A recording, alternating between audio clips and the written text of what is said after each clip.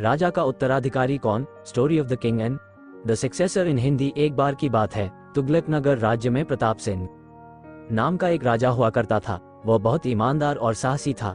उसे अपनी प्रजा से बहुत प्यार था। उसके राज्य में सभी लोग उससे खुशी से एक साथ रहते थे। राजा को एक बात हमेशा परेशान किया करती थी कि उसके जाने के बाद उसके राज्य को कौन संभालेगा, क्योंकि उसकी कोई औलाद नहीं थी।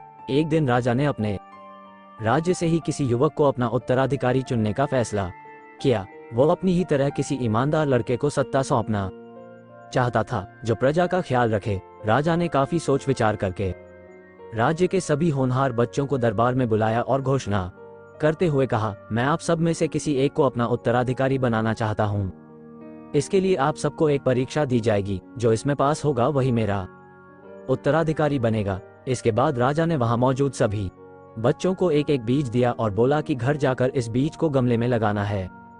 4 महीने बाद सभी अपने पौधे के साथ यहाँ पर फिर से एकत्रित होंगे। उस समय मैं आप में से किसी एक को अपना उत्तराधिकारी बनाऊंगा। सभी बच्चे सोच रहे थे कि राजा अपना उत्तराधिकारी बनाने के लिए कोई कठिन परीक्षा लेने वाले हैं, लेकिन गमले में बीज बोने की बात सुनकर सभी इस परीक्षा को आसान समझकर खुशी खुशी घर लौट गए। वक्त बीतने लगा। सभी बच्चों के गमले से बीज की उपज दिखने लगी थी, लेकिन क्षितिज नाम का एक बच्चा था जिसके गमले से पौधे का नामो निशान नहीं था।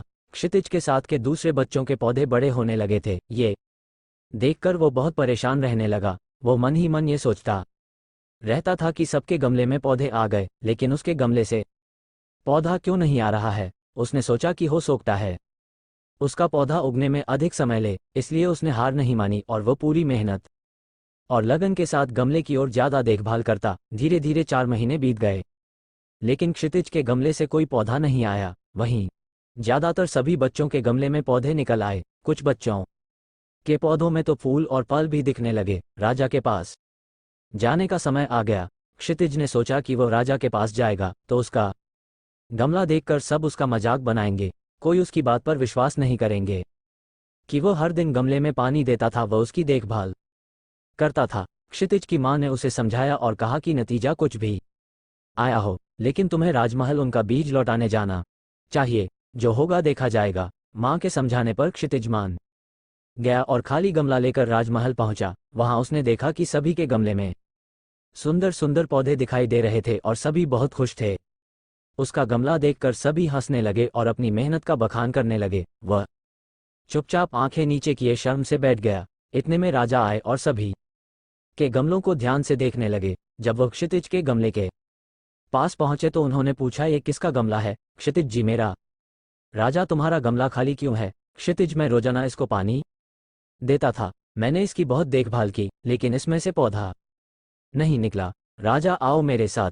क्षितिज राजा द्वारा बुलाने पर डर गया, लेकिन उसे राजा की आज्ञा माननी ही थी। वह धीरे धीरे राजा की तरफ आगे बढ़ा। राजा उसे सिंहासन के पास ले गए और बोले, तुम ही इस राज्य के असली उत्तराधिकारी हो। राजा के इस फैसले से वहां मौजूद हर कोई हैरान रह गया। राजा ने कहा, मैंने जो बीज दिया था वह नकली था, उससे पौधा आ ही नहीं सकता था।